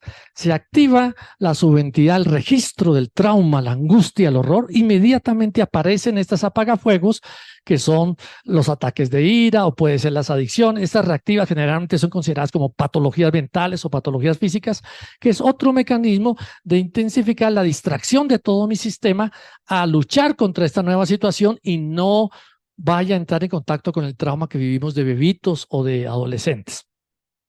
Bien, otra disociación grave es cuerpo y cerebro. Es un cuerpo extraño, no lo entendemos, no conocemos el sistema respiratorio, digestivo, no conocemos sus sensaciones entre la persona y los otros individuos, entre la persona y la naturaleza, con los procesos vitales, con el creador de la vida, disociación con el colectivo histórico de la humanidad. Pensamos que somos individuos completamente aislados de todo. Todo eso es efecto del trauma que se está teniendo. Bien, entonces la neurociencia reconoce la gran capacidad que cada persona tiene para ser agente de su propio proceso de sanidad y resiliencia. Si aprende a ingresar a su mundo interior y traer sanidad a los daños recibidos por el trauma. Como decía Carl Gustav Jung, que antes de que hubiera neurociencia, ya se había dado cuenta, tu visión se va a hacer más clara cuando aprendes a ingresar a tu mundo interior. Quienes miran afuera, sueñan. Quienes miran hacia adentro, despiertan. Entonces, la neurociencia recupera todos estos conceptos aprendidos por grandes visionarios en el siglo XX, que aprendían Bowlby, María Montessori, Emmy Pickler, grandes mujeres que cambiaron tremendamente la historia de la humanidad con contribuciones gigantes. Ahora la neurociencia las reconoce. Si aprendemos a entrar a nuestro mundo interior, aprendemos a conectarnos con nuestro propio sistema nervioso y conocer la historia de cómo fue que se formó mi sistema nervioso, y puedo aprender a interactuar con mi propio sistema nervioso, voy a poder tener una gran capacidad de resiliencia y de sanidad. Un extraño no conoce mi sistema nervioso, ve solo los síntomas, lo que está en la superficie, que voy a correr ya. Entonces, el que está en la superficie, en salud mental, son las patologías, los problemas, los sufrimientos que describe la persona. El que queda en la superficie solamente va a ver la superficie. Cuando desconocemos lo que sucede en el sistema nervioso, frecuentemente nuestros esfuerzos de tratar de ayudar a personas con problemas emocionales, conductuales o salud física, usamos enfoques de confrontación o pelea contra el sistema nervioso, tratando de silenciarlo, y fracasamos en el intento. Que eso que no nos gusta que tiene la persona, vamos a ver cómo se lo corrijo. Cuando no, ese es justamente el mecanismo que nos va a permitir que, si yo lo puedo aprovechar y me sumerjo a otros niveles, voy a poder entender por qué tiene ese mecanismo de afrontamiento. En lugar de quedarnos focalizados en aspectos superficiales como síntomas, problemas o patologías, podemos sumergirnos para entrar al sistema nervioso y sus desregularizaciones. Y vamos a encontrar cosas que nunca habíamos imaginado. Algunas muy dolorosas, muy tristes, pero otras extremadamente preciosas, y que la especie humana lo perdió. El modelo educativo del siglo XX, todo era la idolatría al razonamiento, al mundo de afuera, todo. Perdimos toda posibilidad de contactarnos con nuestro cuerpo y con nuestro mundo interior, con nuestras emociones. Y eso es una pérdida catastrófica para la humanidad, pero la podemos recuperar. Entonces, el trabajo con niños en escuela, en familias, es eso: cómo aprender a conectarse con su propio sistema nervioso y poder ir ingresando. Los 3 órdenes para entender el trauma, la neurociencia, si queremos entender lo que es el trauma y la gran cantidad de sufrimiento emocional que arrastran las personas y familias, debemos estar dispuestas a profundizar más allá de los síntomas y las patologías. Si nos quedamos en la superficie, vamos a enmascarar, que es lo que hace la gran cantidad de terapias, es enmascarar síntomas o problemas sin ir a las causas que las produjeron. Es lo que hace medicina: antiparasitarios, antihipertensivos, antidepresivos, medicamentos antiansiosos, cualquier cosa que vamos a leer lo anti para calmarlo y silenciarlo. Pero nunca nos centramos a ver el sistema nervioso. El aprendizaje de lo que es el sistema nervioso y cómo este funciona, tratando de protegernos ante posibles amenazas, el impacto del trauma en este sistema nervioso y los recursos que éste tiene para activar sus procesos de sanidad, podemos ser mucho más efectivas en el trabajo que realizamos. Podemos quedarnos en la superficie, evitando conocer lo que hay debajo, que era el enfoque del siglo XX. Llega motivo de consulta: ¿a qué vienes? ¿A cuál es tu problema? ¿Cuál es el problema que tienes? Y eso así operó la medicina, así operó la psiquiatría, y eso copió también la psicología de ese modelo que se ha desarrollado en el siglo XX. Ahora voy a decirte cómo lo arreglamos. Rápidamente voy, sumo los síntomas, los signos, y voy y busco en el libro, o si lo recuerdo ya acá: tu diagnóstico es este. La neurociencia nos dice no, que hay que entrar a un segundo orden. Un segundo orden, que es cuáles son las relaciones que tienes y has tenido que te generan sufrimiento. Vemos que la mayoría de los traumas, los que más daño nos producen, son los traumas interaccionales, porque la fuerza también puede venir de la naturaleza, un terremoto, nos robamos por un bus y tenemos traumas y amnesias y disociaciones también. Pero los más serios de todos son los interaccionales, especialmente cuando son de personas que deberían estarnos protegiendo, apoyando, ayudándonos. Entonces, si entramos al segundo nivel, no nos quedamos en el primero de los síntomas o manifestaciones o el problema, sino cuáles son tus relaciones, cuál ha sido tu forma de vinculación o tuviste de niño, y encontrar todas las dinámicas interaccionales que nos va a servir a comprender gran cantidad de cosas del trauma, del daño que hay, y eso nos permite acercarnos después al tercer nivel, que es al tercer orden. ¿Qué fue lo que realmente sucedió? Tienes derecho a entender por qué estás sufriendo, a desarrollar tu capacidad para sanar las heridas emocionales y a experimentar sanidad y resiliencia para salir adelante en tu vida. Y esto es derecho de todo ciudadano y ciudadana, que podamos tener herramientas, que podamos trabajar nosotros mismos, que no tengo que ir a hacer cola, esperar a que tenga un poquito de plata para ir a alguien, como llevar el carro al chapero. No, que podamos tener desde la escuela. Lo más importante: con el cerebro amamos, con el cerebro nos comunicamos, con el cerebro aprendemos, con el cerebro odiamos o matamos o perdonamos y reconstruimos las relaciones. Todo eso son funciones cerebrales. Y es crucial que se vuelva el tema central. El modelo educativo que nos enseñaron en el siglo XX, catastrófico, es aprender a producir, aprender a ser competente, aprender a prepararme para ganarme un espacio laboral. Y todo está relacionado con eso. El papá y la mamá están encima para que logramos eso. Aprender a hacer, aprender a pasar, sacar buenas notas, aprender a producir y aprender el día de mañana a insertarme en un espacio laboral. Pero lo que más grita el cerebro de aprendizaje y lo que más necesita es el aprender a hacer y aprender a convivir. ¿Quién soy yo? ¿Por qué estoy aquí? ¿Cómo existo? Y esto no me lo va a decir mi papá ni mi mamá. No es ver ni los religiosos o los políticos. Tiene que ser un proceso de cada niño y niña. ¿Quién soy yo? Y el convivir. ¿Cómo son tan importantes las convivencias? ¿Cómo me gusta convivir en armonía? ¿Cómo disfrutar eso? Entonces, tenemos que volver a un replanteamiento grandísimo del sistema educativo y la parte del tema del trauma, sensibles al trauma con capacidad de respuesta ante el trauma para poder sanar. La desregulación del sistema nervioso y sus disociaciones. Bien, si usted va por la calle y de pronto viene una señora, una persona gritando hacia usted, desnuda, gritando, la va a agarrar a usted, ¿usted qué haría? Va a empezar a gritar, o ve si hay una tienda por ahí, ¡pum!, se tira, se mete a la tienda, todo eso. ¿Cómo? ¿Qué hacemos? Sí, cualquier cosa. Pero si usted ve un poco más, retira un poco la vista y observa que esa persona viene un tigre detrás de ella, ¿cuál va a ser su actitud hacia esta persona? ¿Ah? ¿Le va a dar susto, miedo, o de pronto le da pena, compasión y ver qué pueden hacer, alguna cosa, ¿no? Mire, la persona no ha cambiado, es nuestra forma de ver. Ambas son la misma persona, no hay diferencia, excepto la diferencia en nosotros de entender o no el contexto. Si nosotros logramos entender el contexto en la escuela, en el colegio, en el espacio laboral de lo que es el trauma, vamos a descubrir totalmente nuevas personas.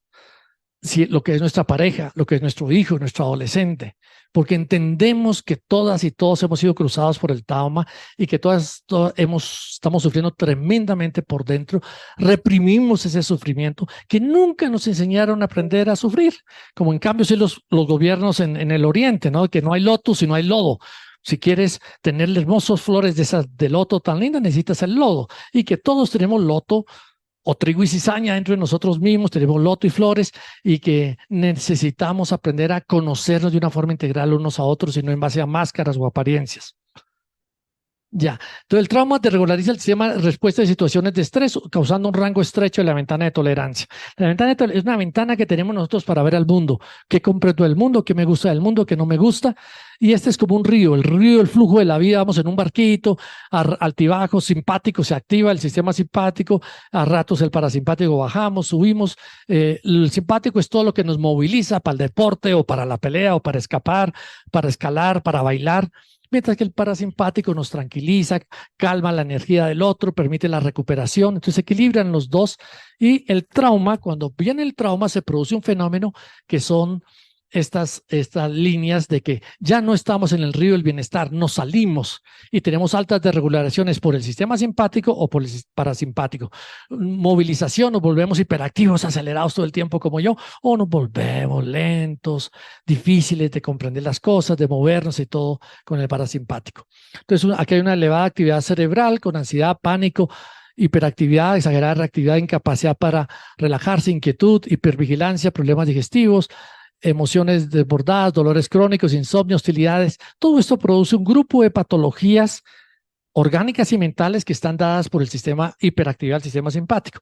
Y mientras que en otras personas estamos anclados en emociones apagadas de aislamiento, depresión, efectos planos, letargia, exhausto, fatiga crónica, adormecido, desorientación, desconexión, disociación. Justamente estos son los niños y niñas que más les gustan en las escuelas y colegios. Bien calladitos, sentaditos. Tu hijito es una belleza, tu hijita siempre está en el pupitre, siempre está haciendo la tareita y se lleva todas las felicitaciones a la mamá, al papá, pero está disociada, ha sufrido tremendamente, pero el otro que es el hiperactivo, el otro que le llaman trastornos de atención, que no es trastorno de atención, tiene desorden, una gran capacidad de atención a múltiples cosas, y esto pues es la actividad cerebral apagada. Entonces esto se va reduciendo a medida que vamos creciendo. y vamos recibiendo nuevos maltratos, nuevos actos violentos a través de nuestra vida, cada vez se cierra más nuestra ventana de tolerancia. No podemos tolerar otras cosas y nos disociamos, nos desconectamos. El proceso de terapia es lograr trabajar con estas partes nuestras, estas subentidades, integrar al sistema familiar interno y ampliar nuestra ventana de tolerancia de nuevo. Bien, el trauma no es tanto el hecho que sucedió, sino la ruptura y disociaciones que esta genera, y el trabajo de asociar e integrar subentidades permite el reaprender a relacionarse. No voy a ver este círculo, cómo nos lleva, porque no hay tiempo y quisiera pasar ya todo esto puede ser revertido, ¿no? Entonces, como de la regularización del sistema nervioso nos lleva a manifestación de diferentes tipos de disociación, incapacidad para disfrutar y conformar y cuidar, porque estamos disociándonos todo el tiempo, somos maquinitas, piñones haciendo mandatos, desarrollo o en adicciones o con problemas de conducta, desarrollo de relaciones no saludables y tóxicas, vamos con otros abusadores, con otros que son tóxicos, igual que lo que vivimos en la infancia, relaciones de constante desarmonía y mecanismos efectivos de reparación, aislamiento social y psicopatologías. Esto lo podemos cortar, podemos parar la transferencia del trauma a la siguiente generación si aprendemos a sanar nuestro propio trauma y aprender a cuidar sensiblemente a los infantes en sus primeros días de vida, especialmente los apegos seguros y el desarrollo de su autoagencia. Hay una investigación muy buena en Europa que hicieron de cuáles eran las mejores políticas para resolver los problemas sociales, los problemas económicos, los problemas de los migrantes, las adicciones, la deserción escolar, y reunieron a 98, casi completan los 100, 98 universidades e instituciones de investigación, expertas en investigación, y les dijo el gobierno, les dijo, miren, nosotros no queremos hacer políticas en base a politiquería o caprichos, queremos hacerlo en base a evidencias. Aquí están todas las listas de la sociedad, se las entregaron, y les dijeron, queremos que ustedes nos digan cuáles serían las 3 o 4 políticas más importantes. No vengan con una lista de 100, 3 o 4 más importantes, y tiene que ser hecha por consenso en todos, ponerse de acuerdo. Y tuvieron que dar como 2 o 3 años en eso, todos estos científicos buscando políticas públicas, investigaciones y todo, y llega el documento y lo entregan, y el título que le dijeron, la justicia social comienza con los bebés. Ese fue el título, no sabían cómo poner el título porque dijeron, es en la infancia temprana donde se determina el cerebro del violento o de las víctimas potenciales. En la infancia temprana, especialmente en los 1000 primeros días que se forma la arquitectura cerebral. Entonces podemos cortarla.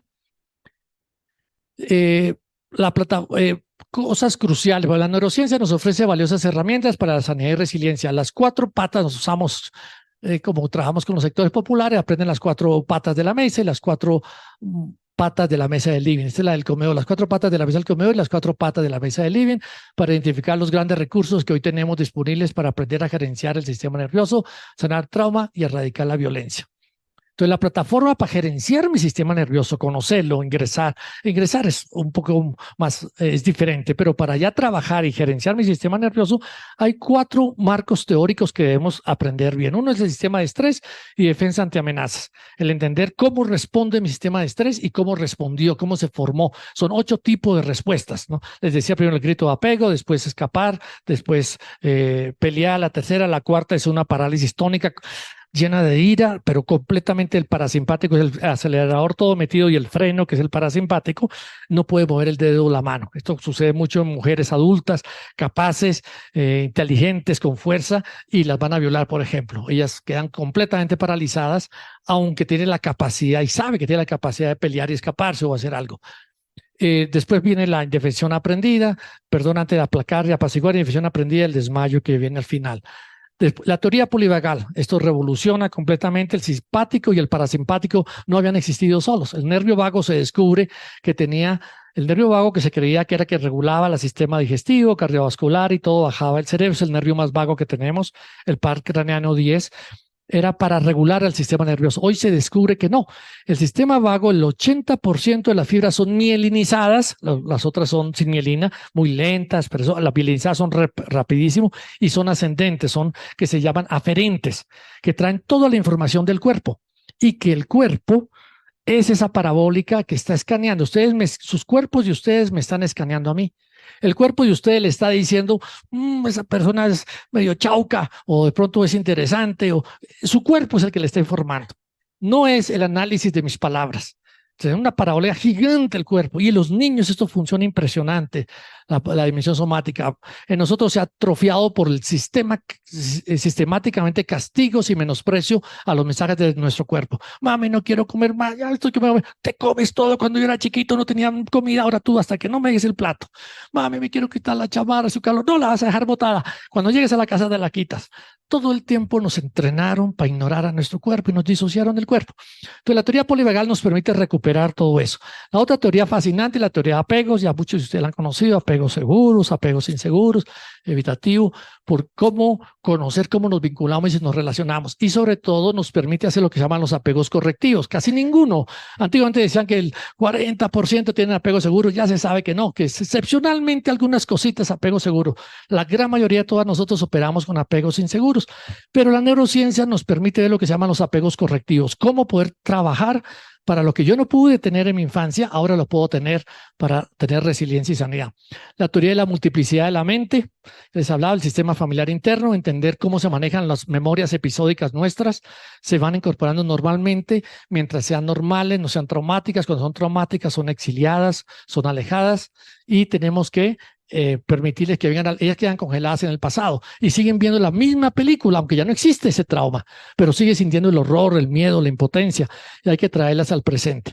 Cómo incorporar el sistema familiar en el aquí y en el ahora, disfrutar del presente que tenemos. Y después están las 4 macroestrategias que se llama, esto es para gerenciar el cerebro, lo otro es para la sanidad del trauma, que son aprendiendo a ingresar a nuestro mundo interior, a integrar nuestras diferentes disociaciones. Es como prácticas muy sencillas aprenden los niños desde la escuela, desde la casa. Tenemos niños de 2 añitos, 3 años, que van incorporando esas prácticas de sentarse, estar reposados, escucharse ellos mismos, que escuchan adentro, están en contacto con sus ideas, sus emociones, su cuerpo, sus sensaciones del cuerpo. Cómo conectarse con la naturaleza. Hemos oído hablar, la naturaleza es un poder incalculable para enseñarnos a conectarnos con nosotros mismos.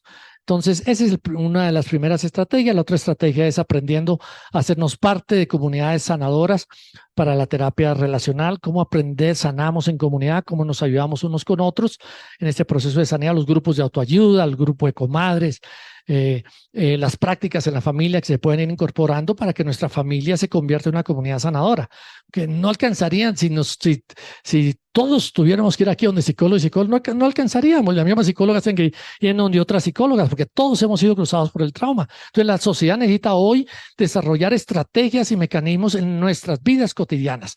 Cuando yo me baño, ¿cómo puedo aprender a apreciar mi cuerpo, a reconectarme con mi cuerpo? ¿Cómo puedo darme autoabrazos, disfrutar, ver nuestros genitales, nuestro cuerpo, estar orgullosos de lo que somos?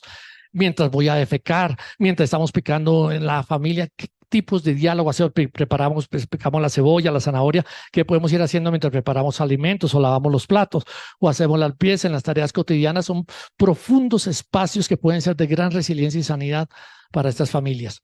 Aprendiendo los principios de la neurociencia y cómo aplicarlos de una buena gerencia del sistema nervioso. Entonces, esos de acá, cómo aplicarlos, especialmente en nuestras heridas emocionales, como personas, como familias y como sociedad. Y finalmente, también fue hablado esta mañana, aprendiendo a desarrollar una espiritualidad auténtica, no una religiosidad, que es muy diferente.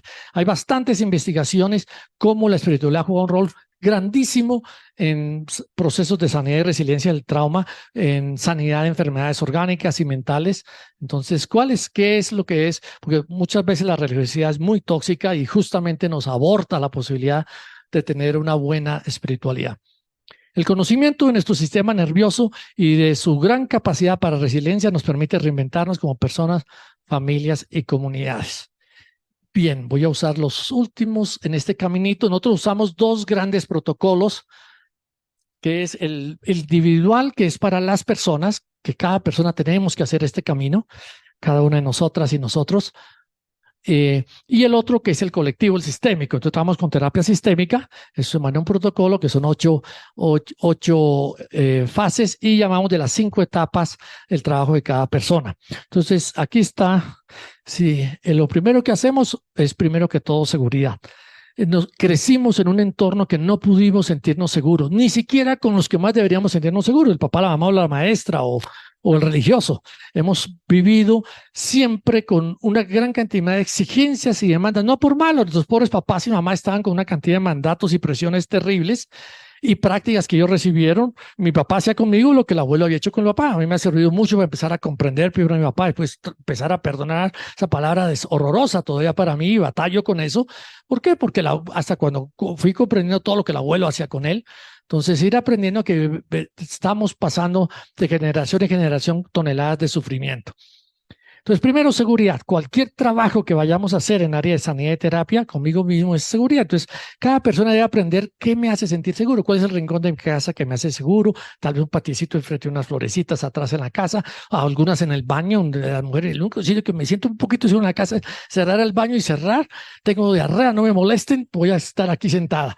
Y se sienta ahí en el toilet y ahí está haciendo su espacio de seguridad, respiraciones profundas, sentirse seguro en su cuerpo, acordarse, mira, está con chapa la puerta, está cerrada la puerta, nadie va a entrar, aquí puedo respirar despacio. Entonces, primero que todo, seguridad. Posteriormente ya he aprendido a entrar a mi mundo interior. Entonces, utilizar prácticas muy sencillas que aprende la gente sencilla de ingresar a su mundo interior. Entrar en contacto con su cuerpo, con sus sentimientos, con sus pensamientos, hacerse conexión con el resto del cosmos. Después identificar y dialogar mis subentidades para aliviar sus pesadas cargas. Entonces ya vamos identificando y aprender a dialogar dentro de nosotras mismas y escucharnos. Y vamos a ver cómo van emergiendo estos diálogos de estas niñas que han estado exiliadas o niños por décadas atrás. Y ir aliviando sus pesadas cargas para pasar al cuarto, identificación y cultivando relaciones sanas y comunidades sanadoras, liberarse de todas las relaciones tóxicas que tengamos o pertenencia a sistemas tóxicos, aunque sea la escuela, colegio o el espacio, ir a otra escuela, a otro colegio o a otra institución, pero no podemos convivir en espacios tóxicos. No es posible mejorar nuestro sistema nervioso en estados tóxicos. Y finalmente, reorganización de nuestro proyecto de vida.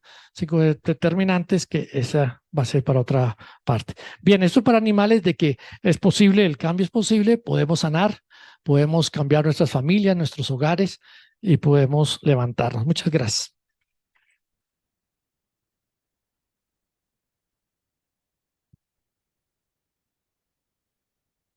Muchísimas gracias, doctor. Tenemos algunas de las preguntas que nos hicieron llegar. La primera pregunta es, ¿cómo sanar un trauma de violencia familiar? Contarles algo delicado. En mi familia y adolescencia viví violencia familiar. Mi papá golpeaba a mi mamá y mis hermanos. Tiempo después se separaron. Ya pasaron 10 años y mi mamá odia a mi papá. Y no pueden verse ni en pintura, solo pelean. ¿Cómo podemos sanar a toda la familia?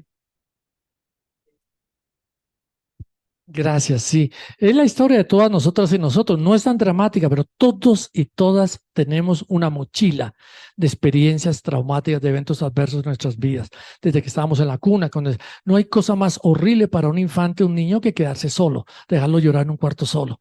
La experiencia del sistema nervioso, el abandono en un infante, es un trauma terrible porque sabe que no va a sobrevivir. El bebé no sabe, solo vive el presente. Él no sabe que mamá va a volver media hora más tarde o 2 horas más tarde. El quedarse en esa soledad es una angustia terrible y una sensación de que voy a dejar de existir. Se fue mi vínculo, no hay nadie. Grita más duro y nadie viene. O peor, cuando grita y oye la gente en el cuarto de lado hablando y lo ignoran y no le responden. Entonces todos tenemos gran cantidad de traumas, como esta familia también. Cada una de nosotros y nosotros tenemos trauma y usamos las dos grandes piernas. Tenemos que trabajar con una pierna, entrando en nuestro propio mundo interior, conociendo nuestras heridas emocionales, aprendiendo a sufrir. Cuando aprendemos a sufrir, vamos a sufrir mucho menos y hacer sufrir mucho menos a las otras personas.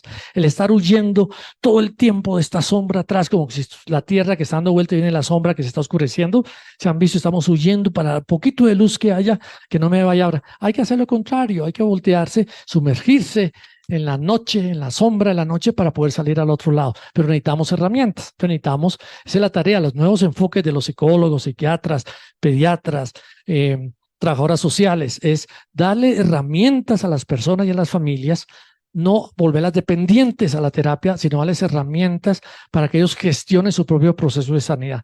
Y se trabaja con una pierna con las personas. ¿Qué tipo de herramientas tenemos para poder ir haciendo trabajos como este? Y el sistema del cual somos partes. Entonces, la importancia de lo que son organizaciones sensibles al trauma y con capacidad de respuesta al trauma. Y certificar a estas organizaciones, entonces escuelas, colegios, instituciones, empezando por las ONGs y fundaciones, las empresas privadas, las fábricas, todo tenemos que, porque el problema es gravísimo colectivo del trauma. Entonces necesitamos esos dos tipos de estrategias y poder participar esta familia, como el resto de nosotras y nosotros, con familias que se convierten en comunidades sanadoras e instituciones que quieren ser comunidades sanadoras. Ya no mirar para otro sitio, porque cada uno de nosotros somos profundamente violentos. Aunque usted nunca le ha puesto un sopapo a otra persona, ni lo haya insultado, pues lo más seguro que usted está utilizando toda esa energía contra usted misma, contra nosotros mismos.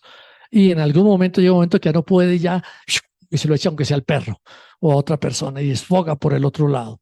Entonces necesitamos, no pensamos que el haber hecho trauma, el tener trauma, vamos a ser pasivos y buena gente, no.